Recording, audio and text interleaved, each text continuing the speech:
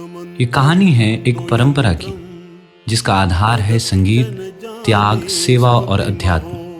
कहानी दर्शाती है दो पीढ़ियों के बीच प्रेम और उनके तालमेल को, साथ ही दिशा देती है समाज में निस्वार्थ सेवा भाव को। ये बात है लगभग 1930 की, जब वर्तमान दुर्ग जिले के पाटन से रोजगार की तलाश में 16-17 साल का एक युवक रायगढ़ की ओर बढ़ा। रोजगार का माध्यम बना पान के पत्तों का व्यापार। वहां उसकी मुलाकात एक वरिष्ठ समाज सेवी श्री शारदा प्रसाद शुक्ल जी से हुई। शारदा प्रसाद जी के ही माध्यम से उस युवक को जुबली ऑर्फनेज में अनाथ बच्चों की देखभाल करने का काम मिला, जिसे वो बखूबी निभाने लगे। सन 1934 में 4-5 बच्चों को अपने साथ अपने पलंग पे लेके सोना, उनके जो भी मल मूत्र उनका त्याग करते थे उसको अपने हाथों से धोना, अपने हाथों से साफ करना, ये सब पिताजी हमारे करते थे। एक दिन अपने साथ उस युवक को लेकर शारदा प्रसाद जी राजा चक्रधर सिंह जी के दरबार में गए और परिचय कराते हुए कहा कि महाराज, ये लड़का बड़ा सेवा भावी है और साथ ही इस बालक की विशेषता है कि ये मधुर कंठ का धनी भी है। इतना सुनते ही राजा साहब, जो स्वयं संगीत के पोषक माने जाते हैं, उस युवक को गीत सुनाने को कहते हैं। उस युवा कंठ को सुनकर राजा साहब आश्चर्यचकित हुए और पूछा, तुम्हारा नाम क्या है? हाथ जोड़कर युवक ने उत्तर दिया, महाराज, मेरा नाम फिरतू प्रसाद दुबे है। राजा साहब ने उनकी सराहना की और बड़ी प्रसन्नता से उपहार प्रस्तुत किया, किंतु उतनी ही विनम्रता से फिरतू प्रसाद जी ने कहा कि महाराज, आपको यदि कुछ देना है तो मेरे बच्चों के लिए दीजिए, मुझे कुछ नहीं चाहिए। इतना सुनकर राजा साहब गदगद हुए और उन्होंने नगर के मध्य 4 एकड़ जितनी जमीन दान में दे दी। राजा से दान में मिली 4 एकड़ जमीन तथा नगर के संपन्न नागरिकों से आर्थिक सहायता प्राप्त कर भवन निर्माण का कार्य पूरा किया गया। स्वयं को संस्थापक ना मानते हुए फिरतू प्रसाद जी ने व्यवस्थापक बने रहना उचित समझा।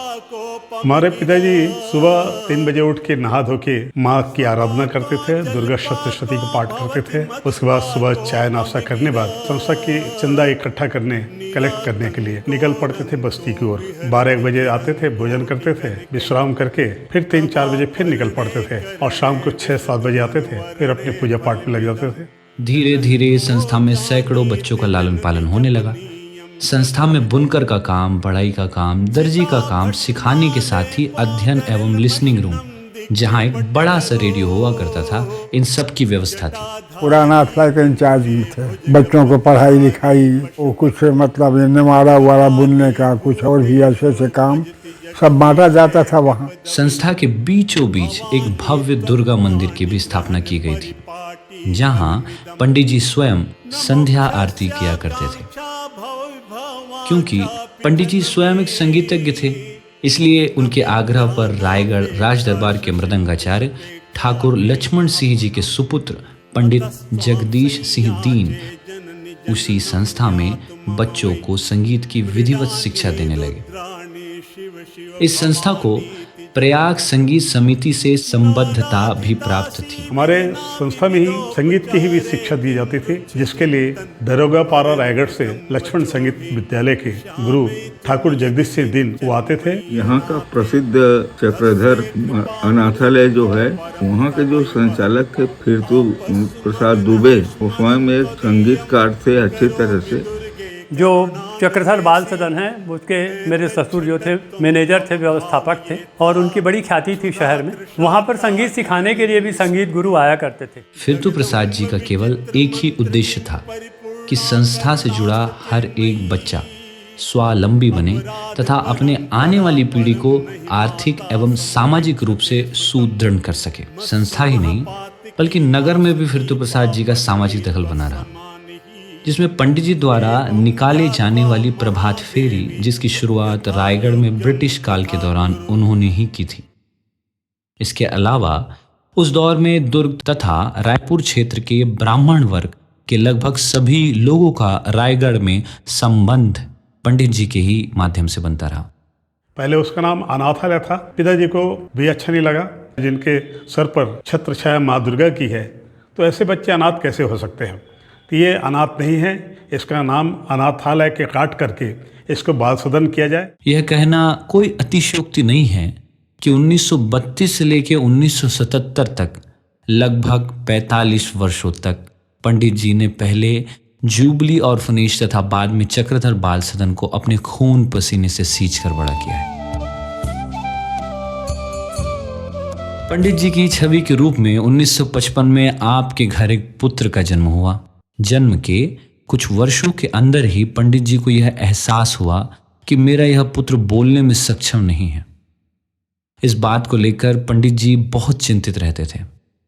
फिर एक दिन लगभग 6 वर्ष की आयु में संस्था के उसी दुर्गा मंदिर प्रांगण में मां एक आवाज खुली जिसे हम पंडित सुरेश दुबे जी के नाम से जानते हैं। माँ की आवाज़ सुनकर मुझे गाने की एक उत्सुकता जगी। पिताजी तो बहुत भजन गाते थे, लेकिन जब भी वो गाते थे तो उनके एक भजन मुझे एकदम से मतलब दिल में छू जाता था मेरा। गिरधारी बनवारी मान चाकर राखो जी। ये भजन सुन के मेरे दिल में ऐसा लगा कि नहीं, मुझे भी इस भाव से गाना चाहा, और उस दिन से मेरे अंदर भाव भरते गया और मैं भजनों को अपने भाव के माध्यम से गाता गया। मैं प्रायः वो भजन लिखकर स्वयं गाते थे। उनका ही जो है एक तरीके से अंश जो है, अनुदान जो है वो प्राप्त हुआ इनको। पिता की ही तरह अनाथ बच्चों की सेवा करना, उनके साथ बिना किसी भेदभाव के आत्मीयता रखना, गौशाला में सेवा करना, दुर्गा मंदिर में पूजा अर्चना करना और अपने पिता के स्वभाव के समान ही भजन कीर्तन करना, यह आचरण बचपन से ही आप में परिलक्षित होता रहा। लक्ष्मण संगीत विद्यालय के गुरु ठाकुर जगदीश सिंह दिन, मैं भी उन्हीं से शिक्षा लिया।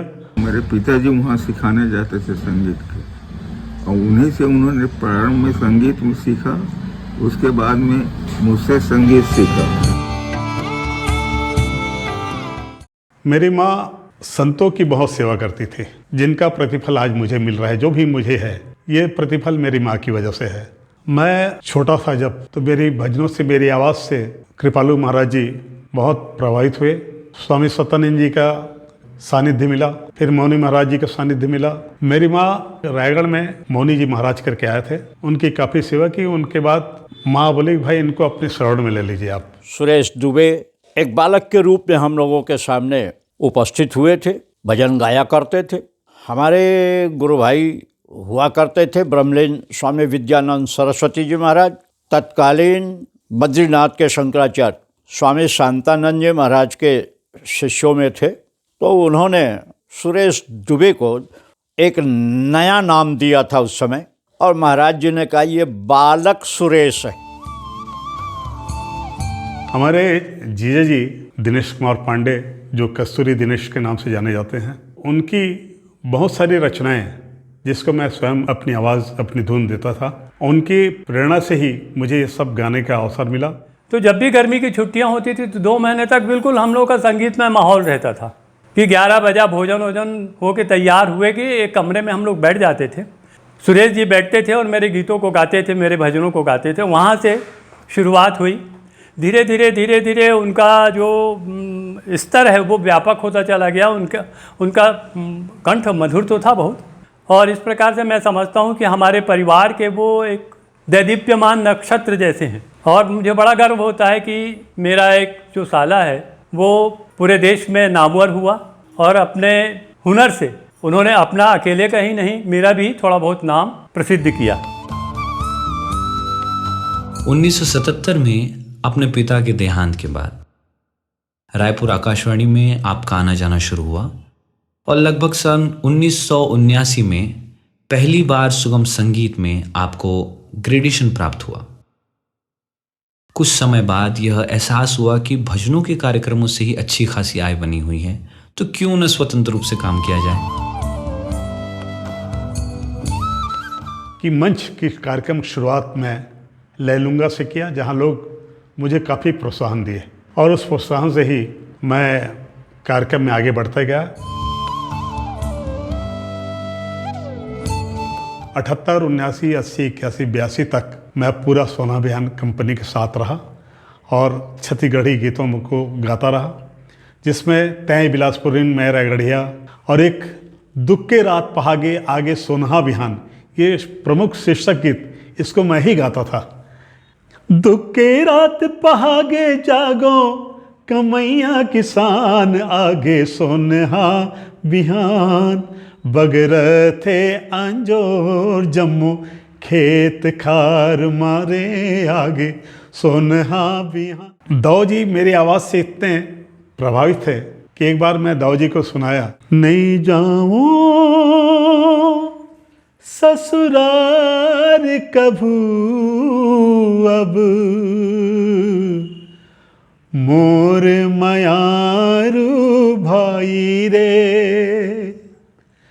मोर मयारू भाई। ये गीत को सुनकर दाऊ जी के आंखों से अश्रुधारा बहने लगी। बहुत ही प्रसिद्ध गीत, दहेज प्रथा वाला गीत। घर बर्बाद हो गए इस दहेज की बोली में, अर्थी चढ़ी हजारों कन्या बैठ न पाई डोली में। मेरी कथक में गाने की शुरुआत फिर तो महाराज जी की सुपुत्री भी है और उनकी शिष्या भी है बासंती वैष्णव, उनके साथ मैं श्लोक भजन कुछ गाता रहा। 9 साल की उम्र से वो मेरे साथ गायन में संगत दे रहे हैं, ये मेरी बहुत बड़ी सौभाग्य की बात है। मेरे जितने भी प्रोग्राम हुए आज तक के, जहाँ भी मतलब मेरे साथ गायन में संगत किए हैं, मतलब मेरी तो थोड़ी बड़ी तारीफ होती ही थी, मतलब मैंने भैया जी की ज़्यादा तारीफ होती थी कि मतलब आपके गायक बहुत अच्छे थे। कटनी में वासंती जी के साथ मैं गाने गया था, तो वहाँ पंडित रामलाल जी से मुलाकात हुई। अचानक एक वर्ष गया तो गाने के लिए गए थे, किरण संस्था कटनी की। मैं बोला बाबू आजकल क्या करते हैं, आओगे क्या, हमारे यहाँ चक्रधर में। तो वो आए भोपाल में, हाँ पहला बैच में बहुत दिन तक रहे हो। मैं भोपाल में जब था उस्ताद लतीफ़ खां साहब से मैं कुछ गज़लें भजन सीखने जाता था, उनसे भी तालीम लेता था कुछ, और सज्जन लाल भट्ट जी से भी मुलाकात होती थी। भोपाल में 3 कॉलेज में कार्यक्रम हुए सितारे जी का, जिसमें मैं संगत किया। वो स्पीक मेक का था प्रोग्राम, उनके थ्रू हुआ था प्रोग्राम।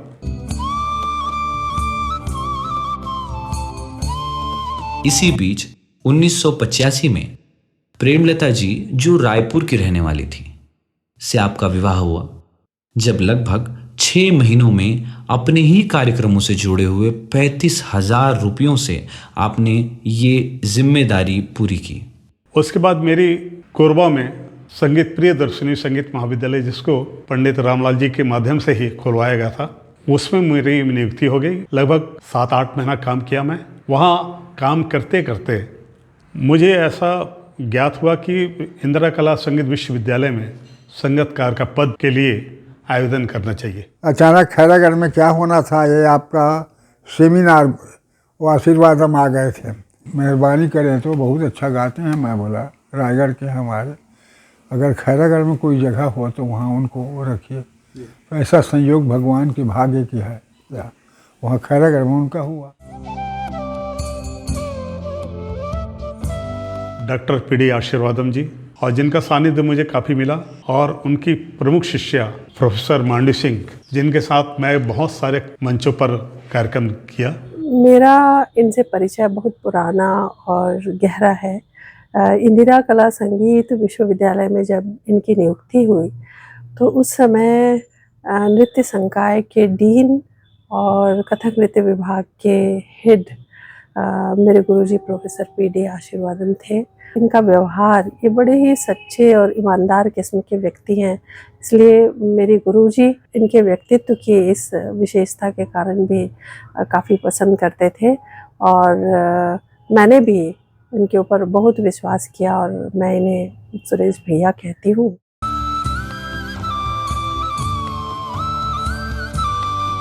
विश्वविद्यालय में आने के बाद यहाँ के राज परिवार से काफ़ी मेरा अच्छा संबंध रहा, जिसमें यहाँ के राजा स्वर्गीय देवव्रत सिंह जी, वो मेरी आवाज़ से, मेरे गानों से इतना प्रभावित थे कि अपने घर पे, अपनी शादी में भी बुलवाए वो गीत गाने के लिए। उनकी शादी में मैं गीत गाने गया और अपने उदयपुर निवास स्थान पर भी मेरा भजन करवाए वो। उसके बाद यहाँ के राज परिवार के श्री राज सिंह जी, उनके यहाँ होली मिलन के कार्यक्रम होते रहते थे, तो मुझे हर होली मिलन में मुझे बुलाते थे। सुरेश देव भाई साहब को 40 साल से जब से खैरागढ़ आए तब से उनको जानता हूँ। हमारा उनको पारिवारिक रिश्ता रहा है। बहुत ही अच्छा नेक इंसान। हमारा कोई भी कार्यक्रम होता है हम बराबर सहयोग हम करते थे, वो हम करते थे। जब भी मैं बुलाता था आते रहते थे हमेशा। हमारे सिद्धार्थ सिंह जी जो बड़े भाई हैं हमारे, वो मुझे डॉक्टर रमन सिंह जी जो पूर्व मुख्यमंत्री रहे छत्तीसगढ़ के, उनके यहाँ भी भजन गाने का अवसर मिला। डॉक्टर रमन सिंह जी का एक गांव है ठाठापुर, वहाँ यज्ञ हो रहा था, वहाँ भी मुझे सिद्धार्थ भैया के माध्यम से भजन गाने का अवसर मिला। भजन गायक में तो उनकी एक गायकी खैरागढ़ में एक मिसाल उदाहरण है कि बहुत ही बेहतरीन भजन गायक, आज की तारीख तक खैरागढ़ में सबसे बेस्ट वही रहे। जब तक रहें उनका लाभ खैरागढ़ वालों को मिलता रहे, यूनिवर्सिटी को मिलता रहे। बहुत अच्छे व्यक्तित्व, सीधे साधे सरल स्वभाव के हैं। खैरागढ़ के निवासी उत्तम चंद जी, वही यहीं से जुड़े हुए थे, जिनके माध्यम से मैं काफ़ी मंचों पर कार्यक्रम किया और नए नए गीत प्रयोग किए मैंने। ऐसे ऐसे गीत शब्द डॉक्टर जीवन अधुराही की रचनाओं को भी मैंने काफ़ी गाया। कैसे ने चमत्कार था जो उसने ऐसा गाया है जो पैसा खर्च के कोई गुण गवा नहीं सकता है। तरफ अनुबंध में स्वीकार होने के लिए गाना सुनो तो लगता है कि क्या कसर है। बड़ा अद्भुत आदमी है सुरेश। हमारा पारिवारिक संबंध हो गया और जब तक शुरू रहेगा मैं गाता रहूँगा, ये गाता रहूँगा। उनको एक गायक के रूप में मैंने उत्तम चंद जी के कार्यक्रम में देखा और उसके बाद उनके गायन से मैं प्रभावित हुआ था। उनमें गायन की विधा को लेकर के इतना अनुभव, विराट अनुभव, जो मेरे लिखे हुए गीत गाते तब तो ऐसा लगता था कि ये शायद मेरा ही लिखा हुआ गीत तो है, ऐसा लगता है, लेकिन ये बिल्कुल अलग है और बहुत ही उत्कृष्ट कोटि का हो गया गीत।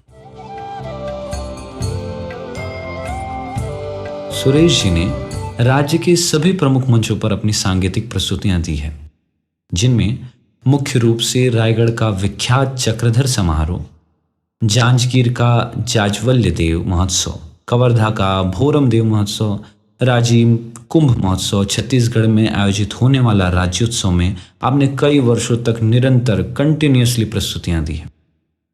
भोरम देव महोत्सव का शुभारंभ आपके ही भजन से हुआ था।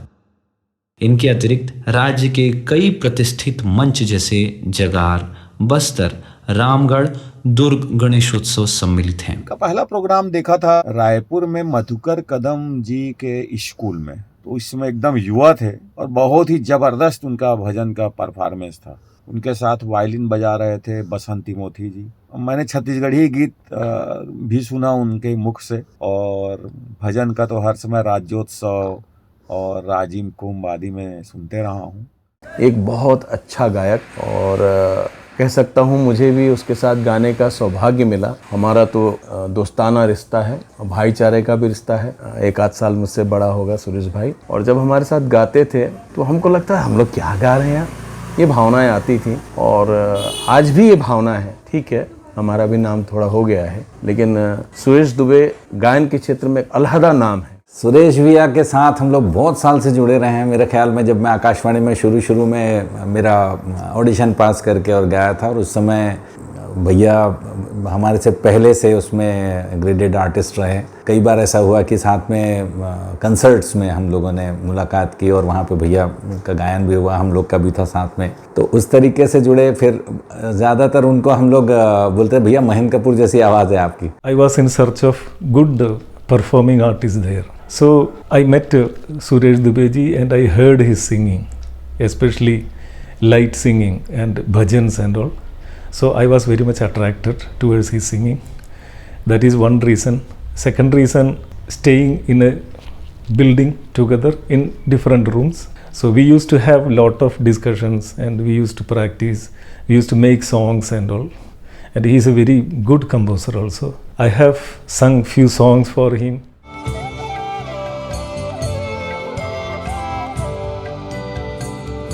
देश के अतिरिक्त विदेश में भी आपकी सांगीतिक यात्राएं होती रही है। संपूर्ण यूरोप, जिनमें France, Switzerland, United kingdom, Germany, Sweden, Norway, Denmark, Italy, Finland इत्यादि शामिल हैं। दक्षिण तथा पूर्वी अफ्रीका का क्षेत्र, जिसमें south Sudan, Ethiopia, Kenya, Zambia, Botswana, Namibia, south Africa जैसे देशों में आपकी यात्राएं होती रही है।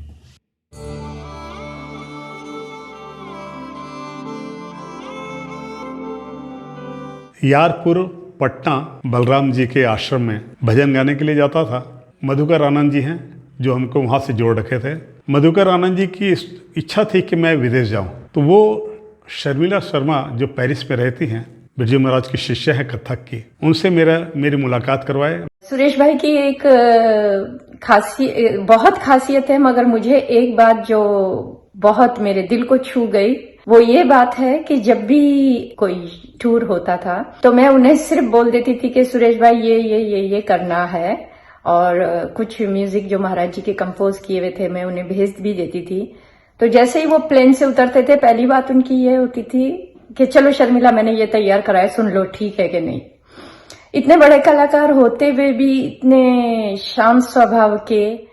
शर्मिला और मधुकर के साथ जो कार्यक्रम शुरुआत हुई विदेश की, उसके बाद कई लोग साथ भी जाने का अवसर मिला, जिसमें पंडित राजेंद्र गंगानी हैं, अभिमन्यु लाल हैं, फतेह सिंह गंगानी है, योगेश गंगानी है, ऐसे बहुत लोग साथ जाने का अवसर मिला। कमाल अहमद सारंगी पर, राकेश प्रसन्ना सरोद पर। उन्होंने मेरे साथ, हम सब के साथ कई बार देश में भी गाया, विदेश में भी गाया, कई टूर किए, बहुत आनंद आया। और वाकई वो बहुत अच्छे कलाकार हैं, गुणी कलाकार हैं। इतना अच्छा उनका नेचर, इतनी अच्छी गायकी, इतने अच्छे इंसान। हमारा कितना अच्छा साथ था पेरिस में, खूब काम किया है आपके साथ, खूब एंजॉय किया है, और बहुत अच्छे इंसान हैं आप, बहुत अच्छे कलाकार हैं आप।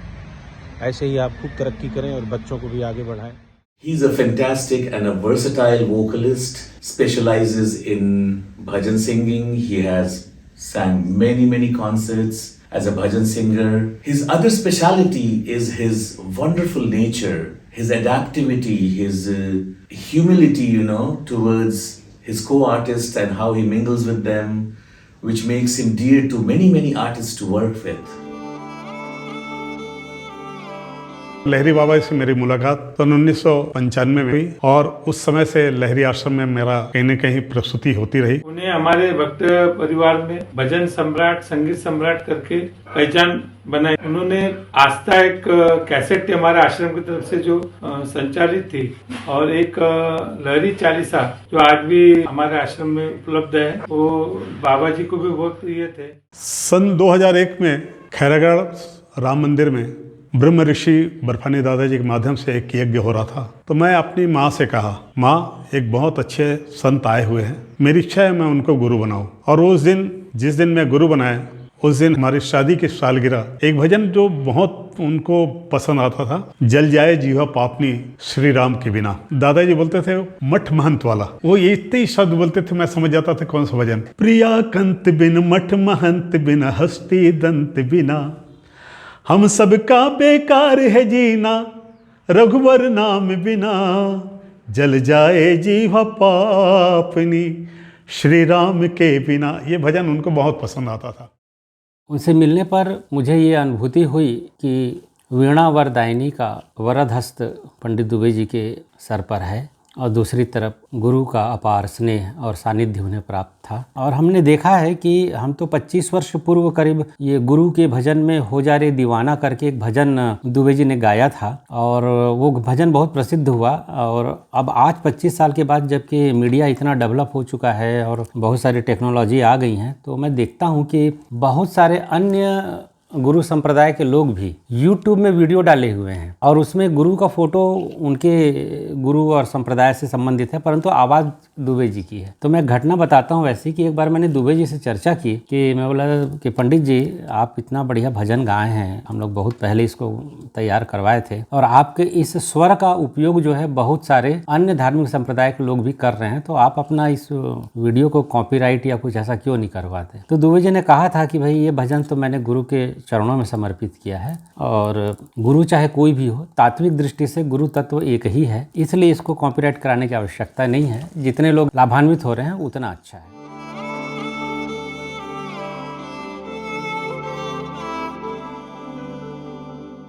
हमारे आदरणीय सुरेश दुबे जी हमारे रायगढ़ एवं छत्तीसगढ़ के एक बहुत ही उम्दा कलाकार हैं और उन्होंने पूरे विश्व में रायगढ़ का नाम रोशन किया है। अच्छा गायक होना एक बात है और अच्छा व्यक्ति होना दूसरी बात। आदरणीय सुरेश भैया में ये दोनों चीज़ें उस समय भी थी और आज भी हैं। भजन को इस तरह से गाया जाए कि उसके भीतर का भजन तत्व बना रहे, इस बात को बहुत कम लोग समझ पाते हैं, जिनमें से एक आदरणीय सुरेश भैया। देहरादून में परिचिति होने के कारण कई कार्यक्रम किया गया है जिसमें उन्होंने नृत्य के अलावा अपना एकल गायन प्रस्तुति कई बार दिया है, जिससे देहरादून में उनके बहुत गुणग्राही बढ़ चुके हैं। सुरेश अंकल और मेरे पिताजी की जो मित्रता है वो सिर्फ एक कलात्मक रूप में नहीं थी, वो दोनों बहुत ही साथ में देश एवं विदेश के सारे उन्होंने टूर को किया। 1981 में भैया का जब छुई खदान के इस घर में आए थे, कुछ एक भजन चल रहा था, परबतिया के बेलपतिया माँ शिव मोहागेना। तो ये छत्तीसगढ़ी का जो शिव जी का भजन है, उस समय जो उनकी आवाज़ और उनके गाने का ढंग मुझे इतना प्रभावित किया कि भैया इसके बाद एक बार पाटन भी गए, पाटन के घर में। तो वहाँ पर उनका उस समय जो हमारे यहाँ 2-in-1 टेप रिकॉर्डर होता था, उसमें उनके पूरे भजन को हमने रिकॉर्ड किया और उसको बीच बीच में बहुत हम लोग पूरे सब परिवार सुनते भी थे। ये कहते गर्व होता है कि आज सुरेश दुबे बचपन का वह छोटा बालक घर में बिल्कुल सारे बच्चों के साथ घुल मिलकर अपनी बातें, अपनी स्मृतियां साझा करते। वहाँ पर ऐसा लगता कि सुरेश रायगढ़ से नहीं आया, सुरेश पाटन का ही है। खूब आशीर्वाद है, फलो अच्छा से खाओ कमाओ, पाटन जैसे ग्रामीण अंचल में फिरतू प्रसाद जी की संसाधनों के अभाव में एकल प्रस्तुतियों से लेकर सुरेश जी की अंतर्राष्ट्रीय मंचों तक की प्रस्तुतियों तक कैसे एक छोटी सी शुरुआत से लेकर संगीत के अंतर्राष्ट्रीय मंच तक का यह सफर, यह बात सिद्ध कर देता है कि जब समर्पण और सेवा का संगम होता है तब परंपराएं जन्म लेती हैं और युगों तक जीवित रहती हैं। सेवा, संगीत और संस्कार की यह अमूल्य परंपरा अनवरत चलती ही रहेगी और भविष्य की पीढ़ियों के लिए मार्गदर्शक बनी ही रहेगी।